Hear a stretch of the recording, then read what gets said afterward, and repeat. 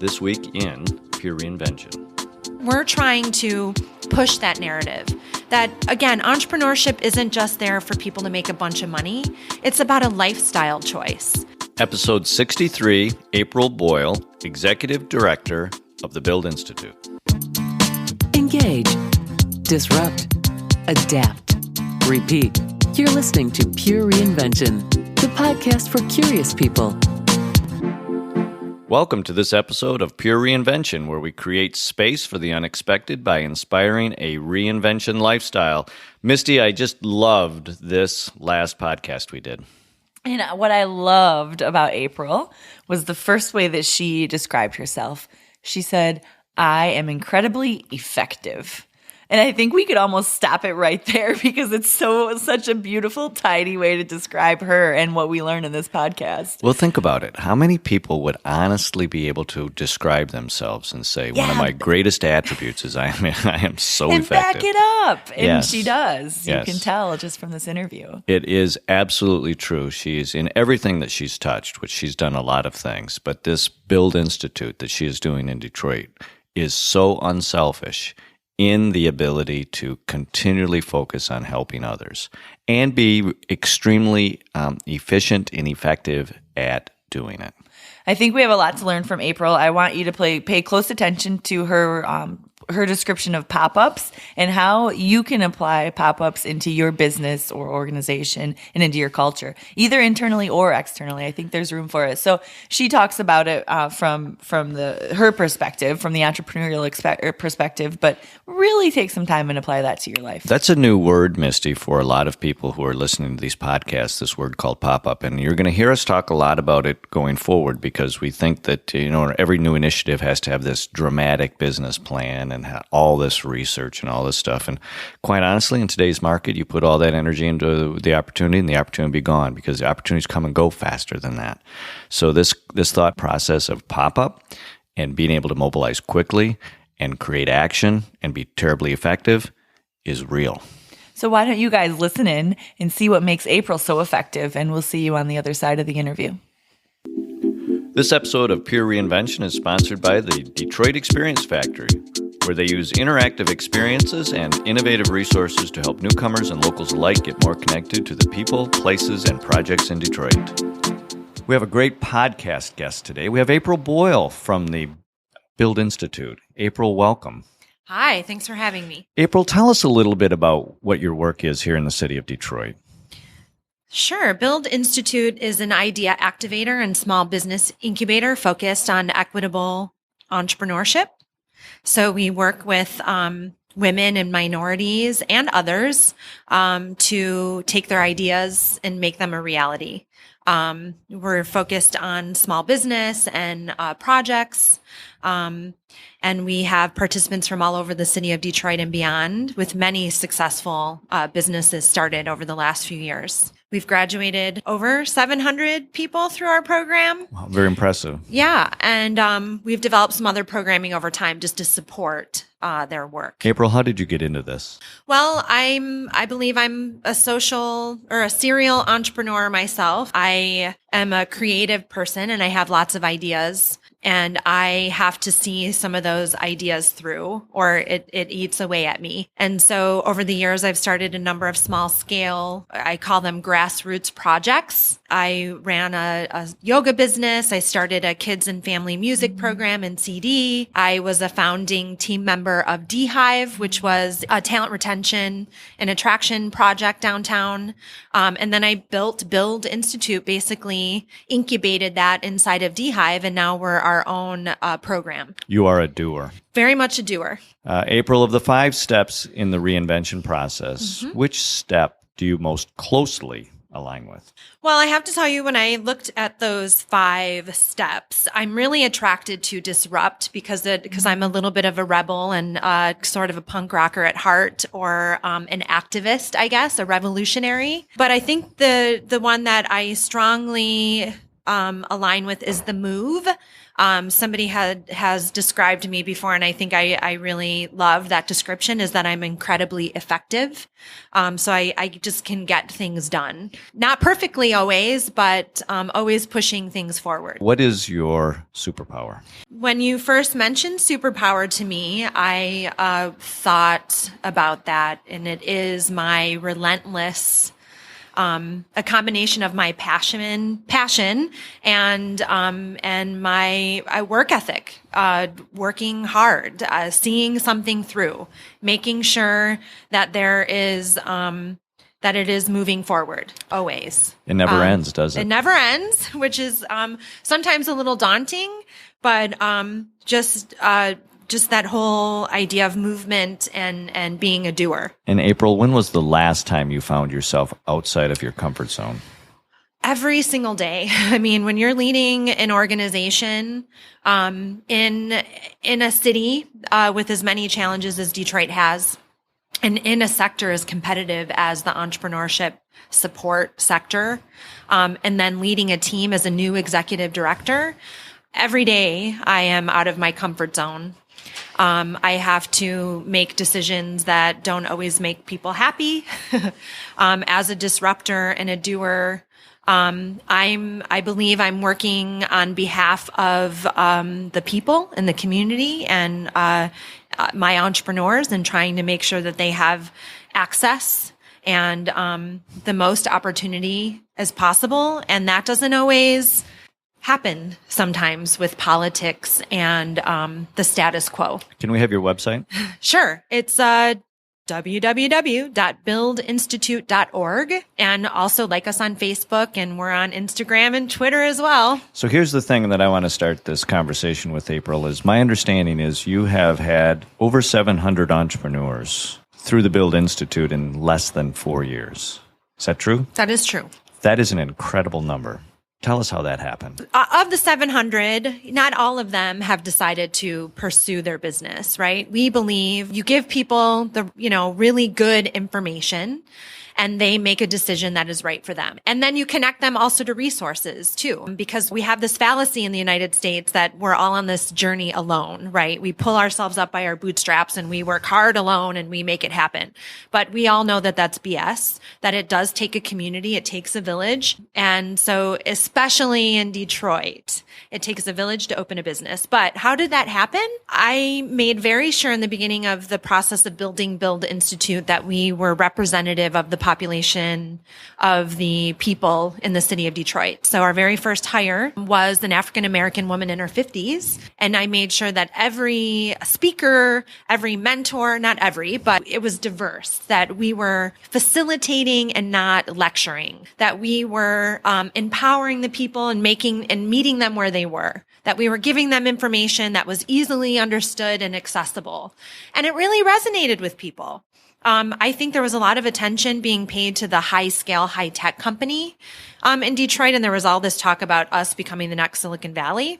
Notice the eye roll. You can't see it on here, but I, from the very beginning, just didn't think that was the answer. I think that's a part of the answer, but I also think that we need bottom-up. We need top-down and bottom-up happening at the same time so we can meet at the middle so that everyone can have quality of life and access and opportunity. You're never going to be able to attract the best and the brightest talent here to work at these tech companies if they can't go to yoga and they can't get a coffee and they can't shop. And so we need these homegrown community neighborhood entrepreneurs so that Detroit has a sense of place. That it doesn't look like everywhere America, and that we preserve our culture and create jobs for people. And it looks like Detroit. A thriving community has that diversity. I want to go back to your comment about disruption, because the thoughts you're describing right now are disruptive. Good. So I'd like for you to talk about the role of disruption in the success so far that you've had, because in our 5 fundamental steps to reinvention, disruption is one of those. And when we talk about disruption, we use disruption to mean a disruption creates the space for the types of things that you're talking about now. So whether it's in our own mind or whether it's on the street, disruption, even if it's an economic disruption, which creates vacant space, allows for things to happen like what you're talking about. So what is your definition of disruption? Well, as I said, I'm an entrepreneur at heart. An entrepreneur doesn't necessarily mean I want to make $1 billion. That is not the definition of entrepreneur in my eyes. The definition is I saw something not working for people and I wanted to solve that problem. Build Institute was created because there was a gap in the market. People weren't paying attention to passion and lifestyle businesses from people from the neighborhoods and the community. And they needed support. They needed training. They needed encouragement. They needed some confidence. They needed connection to resources. They needed information. And that's what we are there to provide. But that's what a disruptor, they see things aren't working and they want to try to solve the problem. Now, what you're describing then is disruption can actually be very positive, and It's the very disruption is positive. actually a solution to something rather than Exactly. creating a problem to something. Exactly. Right. We sort of see disruption and revolution as a bad or negative thing and change is hard, you know, the status quo, it has a lot of power. Mhm. And disruption is challenging and threatening sometimes. Well, and as I heard you say, that if you are feeling disruption every day, it's almost like something you have to accept as a part of the success journey. And what do they say? There's nothing in life is permanent except for change. Exactly. I mean, and what happens when you, like, every time at birthday, I'm like, okay, I'm getting older, but what is things are changing, but what is the alternative? Right. Death. Or what is the opportunity with now this? Right. But when you stop changing, if I stop changing, you know what happens? That's when death is That's the occurring. beginning of your I'm death. not growing. I'm not evolving. I'm not being open.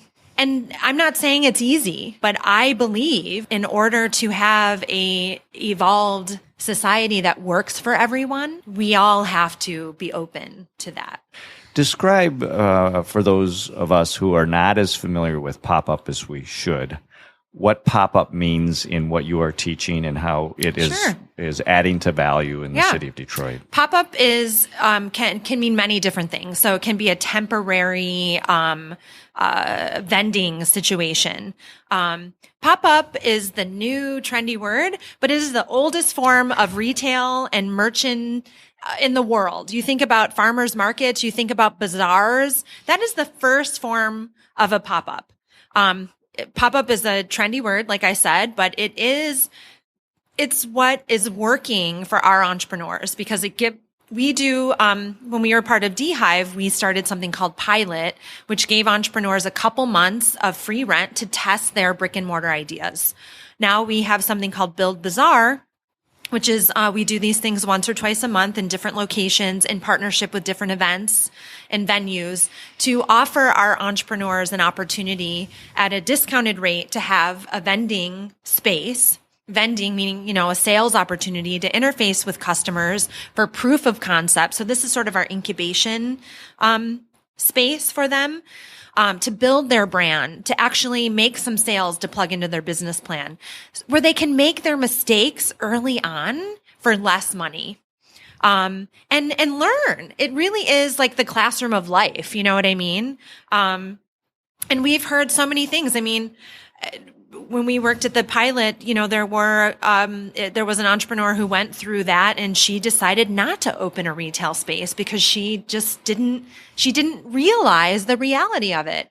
And I know for myself, I build up this fantasy about what I think something is, but then when I actually experience it, sometimes it's surprising how amazing it is, but other times I'm like, wow, the reality of this kind of sucks. And I don't want to do it anymore. Well, and what I heard about the Pop-Up that really was striking to me, and I'd never thought about it this way, is as we're all familiar with the farmer's market concept, what that really does, though, it puts you face-to-face with the customer who's actually buying it. And they're either then, at that point, either buy it or don't buy it. And that's what you're saying is we have all these wonderful ideas and all of these entrepreneurs that in their head something is very striking, but the Pop-Up opportunity is it puts you in front of customers who Right. then you can start to hone or understand whether people will You actually get buy that it or feedback not. right away. Right. And how incredibly important is that? It's so important. It's, I say, and we say this in Build all the time, ideas are a dime a dozen. I love my ideas. I have the most brilliant ideas. That doesn't mean that I can make a business out of this idea, that I can sell this idea or this product, right? That's what a business is. You have to be people have to want to buy your idea or what you're selling. And the only way to really know that is to make sales. So there's the other very striking thought that you had mentioned in your comment too, and that is we partnered, we connected, we had people working with other people to do this. Can you really expand out on what you were mentioning when you said we have these partners? Yeah, I think Beehive was really a thought leader when it came to partnering and collaborating. When our founder, the founder of Beehive, came here and was doing some research and development, he realized there was a lot going on in Detroit. In the entrepreneurship space and other space, but everybody kind of worked in silos. People weren't talking to each other. They weren't working together. It was very competitive. There was this mindset of scarcity. Everyone wants the same dollars and the same customer. And Beehive sort of blew the doors off of that. Talk about being disruptive. Detroit is a community that has been disinvested in for the last 50 years. People have left. The money is gone. The infrastructure is crumbling. The schools, transportation. I could go on and on and on. Yet people have still remained here, and that is our biggest asset. How do we take advantage of ideas and talent and empower them and connect them to resources? So we collect a lot of data through our programs because we want to make sure they're successful. We do pre and post-class surveys to measure learning. And then we also do an annual survey with our alumni. And we've done 3 of these over the last 3 years because we're getting ready to do our 4th year. And some of the things, entrepreneurship is a tough thing to measure. I'm still figuring it out, but some of the things we measure are confidence. 100% of our graduates feel more confident about business development. That is huge. Nobody will open a business if they're not confident. And then the second one was, did you get connected to a resource? 97% of our graduates got connected to a resource they weren't aware of. And then one stat that I love is 50% of our graduates are collaborating. So they're working together. They're helping each other. They're building that business to business network. So for instance, Good Cakes and Bakes, who is a Build grad, she's on Livernois. These coffee shops or these bakeries are becoming these community centers in their neighborhoods. They're not just supplying a gap in a product or service. She's allowing other businesses to pop up there. She's having community groups meet there. It's really fulfilling this interesting need in the retail landscape, but also in the entrepreneurship sort of incubation landscape. And that's what's so unique about our model is that we use our graduates, our successful graduates who have a business to teach our classes and to hold classes in their space. So not only are they, because to prepare to teach somebody something, you really know, you have to know your material, right? Absolutely.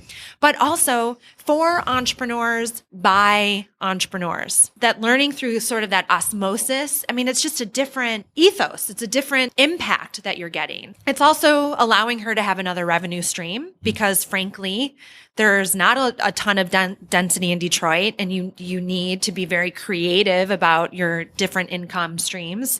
But then it's also bringing 10 to 14 other people who may not have known about Good Cakes and Bakes to her space, but also to that Livernois corridor, who are now looking at that neighborhood differently and thinking about moving their business there. Well, and I want to talk about that because to me, that's one of the real keys is if you are the collaborator, and you are creating the space or the opportunity for different kinds of things to happen, you're actually viewed as a leader. And so now all of a sudden, instead of April being looked at as just baking products, she's actually looked at as a community leader. And there's a very big difference between whether you're going somewhere just to buy donuts or whether you're going into a bakery, but also knowing this person is vested in being a community leader through their collaborative leadership style. Which leads me to another question that I really want to explore with you. You made a comment earlier, before we started this interview, on the difference between facilitative versus lecture? Yeah, I mean, it's our opinion and philosophy that each individual is highly creative, intelligent, and there's a lot of information that is lying in there and potential. How do we bring that out in them instead of lecturing at them and they're only going to retain 10% of the information? How do you teach a class or facilitate a class in a way that's going to reach the most amount of people? And we know that people learn in different ways. So our classes are visual. You read some things, you do some activities, you work one-on-one with people, you move around, we have music. It's fun. This doesn't have to be like you're going to a class, like this is serious business. Nobody laugh, nobody smile. You have to follow this scientific method. If entrepreneurship was a scientific method or a mathematical problem and all you had to do was, 1 + 2 = 3, wouldn't we all be Mark Zuckerberg? It doesn't happen like that. Right. It is a complicated process with a lot of different variables. Each individual is so different. Success looks different for people. And that's another thing. As a disruptor, we're trying to push that narrative that, again, entrepreneurship isn't just there for people to make a bunch of money. It's about a lifestyle choice. We work with women and minorities. They're going into entrepreneurship for many different reasons. Women especially need flexibility that the corporate world just isn't giving them.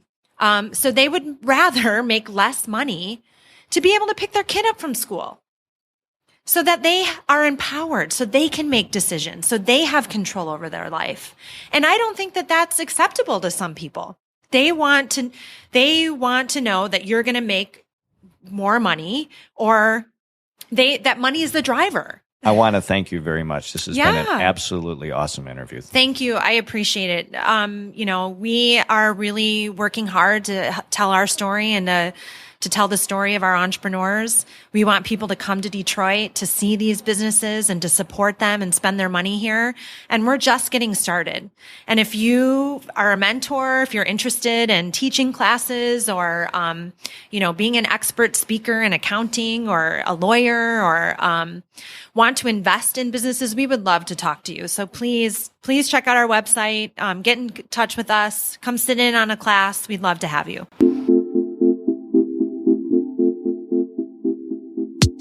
Oh, Mike, April is one of my people. Isn't she? There is so much. So we'll try to distill it down to some high points, but there was a really good interview. So she's a disruptor. I love those. Yes, but she's a disruptor and a doer. So yes. we can't just say she's a disruptor, a doer, and she's using her superpowers for good, Misty. That's the thing, is she's not disrupting just to make somebody's life miserable. She is disrupting the status quo to create opportunity for others. Yeah, I loved what you guys talked about. Disruption as a solution, not just as a catalyst for more problems. Unfortunately, that word gets a bad rap, that everybody thinks disruption is a bad thing. And disruption only allows for the creation of space so the new thing can grow. And April is excellent at helping things grow. So we talked a little bit about the pop-up culture that's emerging and something that she's really bringing to life in Detroit in some cool ways. What struck you? What struck you about that part of the conversation? Well, I think the energy that April is putting into the Build Institute and this whole pop-up culture is something that fits really well with the marketplace today. And that is, when you see an opportunity, move quickly, move into that space, and have the nimble ability that when that space closes down and that's no longer an opportunity, you're able to close up shop and move to the next one.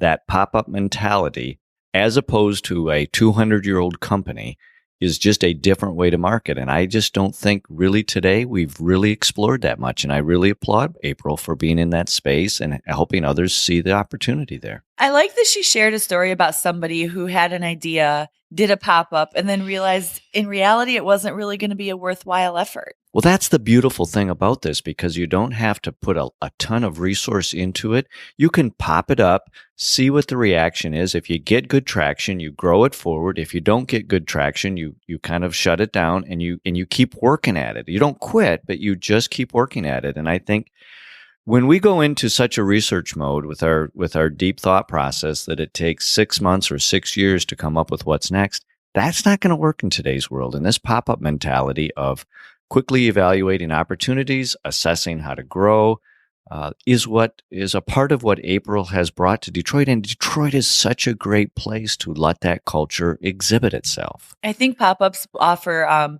those kind of unusual connections that we love so much, because it's opening you up to a creative audience and interested people that might be able to bring something else to the table before you've invested all this money in what might not be a very good idea. When somebody says to me, I can't, the reality is, in this pop-up mentality, everyone can.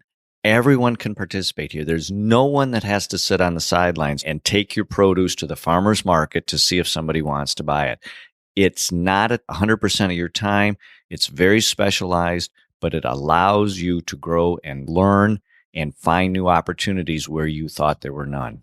Something else that I think is so cool that April's been part of between the D Hive and the Build Institute, it's breaking down those silos that she talked about. So back to connection, it's breaking down the silos of the little pods of people that were all invested with the same goal of improving Detroit, being innovators in Detroit. So let's break down those barriers and grow from each other. I couldn't believe the statistics she gave that 97% of the people who have gone through the program, they admitted to being connected with a resource they hadn't known about. Yes, and that's the key. Is a lot of what our next success opportunity is going to be is somebody we haven't met yet, an opportunity we haven't understood yet. See, we all kind of think in this finite world within our head that it's somewhere already there. Reach out, connect with somebody new, connect with a new idea. Chances are the success or the opportunity you're building, you haven't quite been introduced yet to yet, and that's because it's still waiting for you to connect it. Well, like April said, if you're not changing and evolving, you're dying. That's the truth of Detroit. It's the biggest lesson that we can take by being on the street in Detroit, is watching Detroit as a city which has had to adapt to survive. How many of us in the business world, if we took that approach, would find what's next? It's amazing. The opportunities are out there. You got to look for them and be receptive to them. Let them pop up. So if you are ready to make a change, make it a change that lasts. Make it pure reinvention.